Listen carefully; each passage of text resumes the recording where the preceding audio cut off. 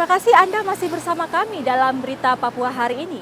Untuk Anda yang baru saja bergabung, akan kami sajikan kembali 3 berita utama.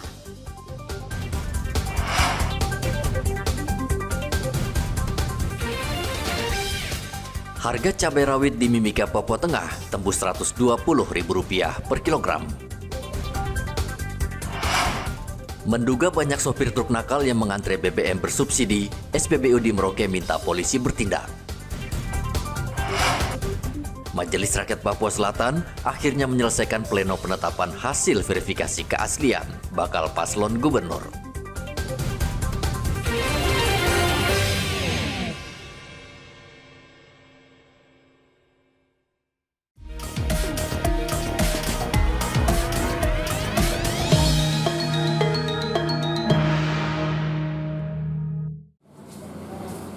Selama 3 hari, anggota Majelis Rakyat Papua Selatan berunding membahas asal-usul pasangan bakal calon gubernur dan wakil gubernur Papua Selatan. Para anggota mengecek ke seluruh masyarakat adat apakah 2 pasangan yang akan maju dalam pilkada November nanti benar-benar orang asli Papua sehingga bisa mengakomodir aspirasi masyarakat Papua. Perundingan ternyata alot. 3 anggota majelis yang seluruhnya adalah wanita melakukan walkout atau keluar dari sidang pembahasan. Kenapa kami bertiga tidak bersepakat kepada keputusan yang ditentukan hari ini? Karena ada 2 bakal calon gubernur yang setelah dilakukan verifikasi faktual secara langsung, 2 bakal calon ini dalam kategori undang-undang Otsus pasal 1 ayat Pasal 20 ayat 1 yang bunyinya begini. Orang asli Papua adalah orang yang berasal dari rumpun ras Melanesia yang terdiri atas suku-suku asli di Papua dan atau orang yang diterima dan diakui sebagai orang asli Papua oleh masyarakat adat Papua. Jadi di sini ada 2 kelompok kategori. Jadi setelah dilakukan hasil verifikasi faktual membuktikan bahwa 2 orang tersebut tidak bisa dikategorikan ke dalam orang asli Papua, tetapi mereka dikategorikan ke dalam orang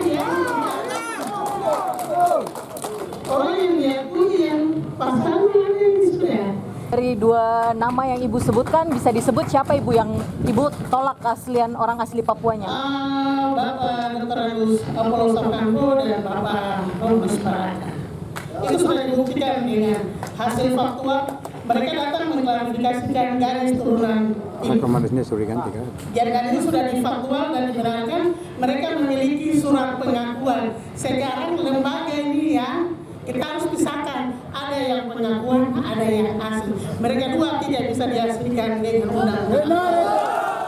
Kendati demikian, suara terbanyak majelis yang berjumlah 27 orang sepakat bahwa seluruh paslon yang mendaftar benar-benar asli orang Papua.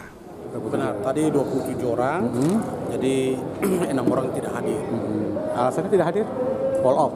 Iya. All off ya? Iya.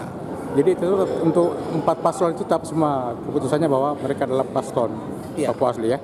Kami sudah ditetapkan karena melihat dari hasil verifikasi faktual dengan pembobotan hukum dari tenaga ahli.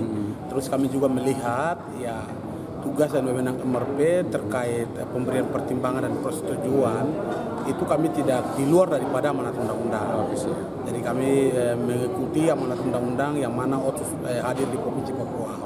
Sementara di luar gedung pleno verifikasi, sekitar 150 warga Merauke berunjuk rasa. Pengunjuk rasa meminta MRP Papua Selatan bersikap transparan dalam menentukan apakah pasangan bakal calon gubernur dan wakilnya nanti benar-benar asli orang Papua.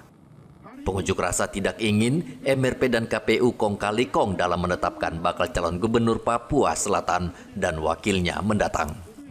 Kami tegaskan terkait dengan pleno yang akan dilaksanakan oleh MRP terkait hasil verifikasi faktual di lapangan dan pembahasan dari verifikasi, kami minta secara terbuka harus disampaikan di tempat ini.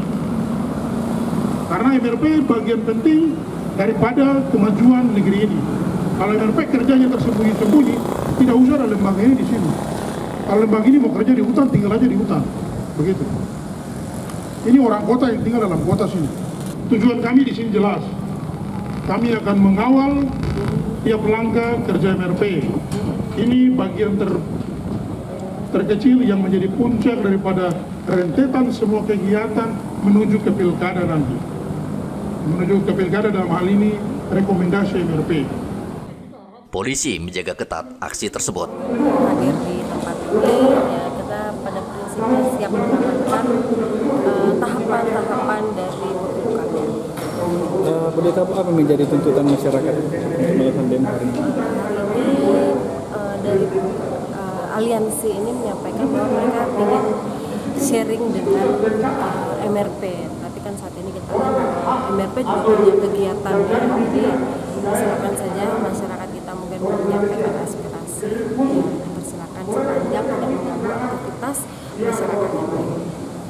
Yang dimaksud sharing soal apa sih? Mungkin ada gambaran informasi dari tidak kepuasan, tidak adanya kepuasan terkait mungkin hasil yang nanti diterbitkan oleh pleno. Mungkin sampai saat ini kan belum ada keputusan. Ya, harusnya kita menunggu adanya keputusan baru mungkin menyampaikan aspirasi.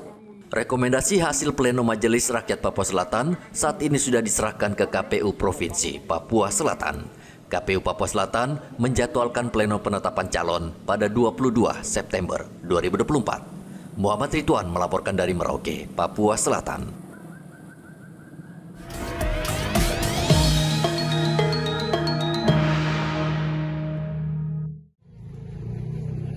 Menjelang pelaksanaan Pilkada Serentak 2024, Kepala Kantor Wilayah Kementerian Agama Provinsi Papua mengajak umat beragama di tanah Papua untuk aktif dalam kegiatan pemilihan kepala daerah. Warga diminta memberikan hak suaranya dalam pencoblosan yang akan dilangsungkan pada 27 November mendatang. Clemens Taran juga mengimbau paslon tidak menjadikan rumah ibadah sebagai tempat kampanye. Datang pada saat pelaksanaan di tanggal 27 November, datangi TPS dan gunakan hak suara, hindari golongan putih.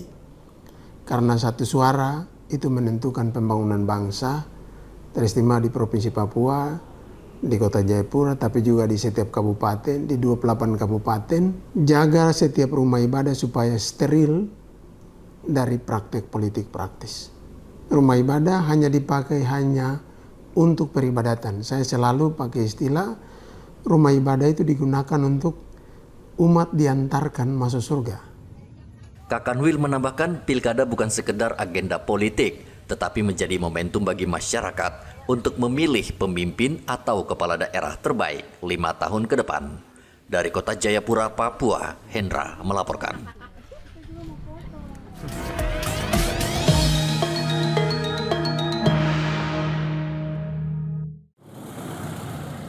Masyarakat Merauke sebentar lagi akan memiliki gubernur dan bupati baru beserta wakilnya yang akan memimpin provinsi termuda di Indonesia selama 5 tahun ke depan. Masyarakat berharap pilkada berjalan aman dan damai sehingga pemimpin yang baru bisa diterima seluruh masyarakat. Harapan yang sama juga disuarakan Forum Komunikasi Umat Beragama Merauke atau FKUB. Ormas ini berharap pilkada nanti tidak menimbulkan kerusuhan yang bisa merugikan masyarakat. Pertama, kami bergembira karena kami mempunyai provinsi baru. Dalam kegembiraan begitu kami membutuhkan pemimpin dan sekarang pemilihan. Maka tim penyelenggara, pihak penyelenggara KPU, Bawaslu dapat menyelenggarakan dengan baik, sudah siapkan dengan baik penyelenggaraan. Sekarang masyarakat kita bergembira karena kita mempunyai provinsi Papua Selatan baru, kita butuh pemimpin yang baru. Maka pilihlah pemimpin yang baik, yang punya hati, yang punya kemampuan untuk yang jadi pemimpin untuk membangun wilayah Papua Selatan ini untuk kesejahteraan masyarakat banyak. Daerah ini sudah aman, bagus. Dalam penilaian untuk tanah Papua, Papua Selatan itu menjadi tanah yang damai, area damai. Nah, damai ini tetap terjaga di semua pihak. baik pihak keamanan, pemerintah, masyarakat, lembaga-lembaga adat dan lembaga-lembaga gereja bersama-sama untuk menjaga tempat ini supaya daerah ini menjadi aman. FKUB meminta seluruh warga di Papua Selatan tetap menjaga kerukunan antar umat beragama dan tidak mudah terpancing dengan isu provokatif berbau sara dan agama yang bisa memecah belah umat. Muhammad Ridwan melaporkan dari Merauke, Papua Selatan.